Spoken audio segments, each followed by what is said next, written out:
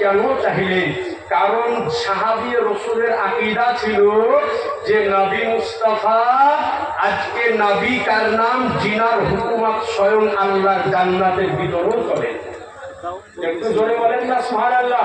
যেমন ধরুন আপনাকে বলে দিই, আমি সেই সুদূর কলকাতা মুর্শিদাবাদ থেকে আপনাদের এই আসাম কাছাড়ে আমি এসেছি জলসা করতে। আপনারা আলহামদুলিল্লাহ খুব ভালো ব্যবস্থা করেছেন। পশ্চিমবঙ্গের বিভিন্ন জায়গাতে যাই, তো আসাম এটা হচ্ছে আমার প্রথম সফর। এর পূর্বে আসামের কয়েকটা জায়গা থেকে ফোন গিয়েছে, হাইলাকান্দি থেকে ফোন গিয়েছে, করিমগঞ্জ থেকে ফোন গিয়েছে, কিন্তু ডেটের জন্য দাওয়াত নেওয়া হয় নাই। এই প্রথম আসাম রাজ্যে আমার প্রথম সফর এটা। তো আজি যারা মহতারাম, আলহামদুলিল্লাহ আপনারা ব্যবস্থা করেছেন, লক্ষ লক্ষ টাকা খরচ করেছেন। আমাকে আপনারা একটা বাড়িতে থাকতে দিয়েছেন জনাব আলিমউদ্দিন সাহেব, আলিমউদ্দিন লস্কর ভাই সাহেব খুব খিদমত করেছেন আলহামদুলিল্লাহ।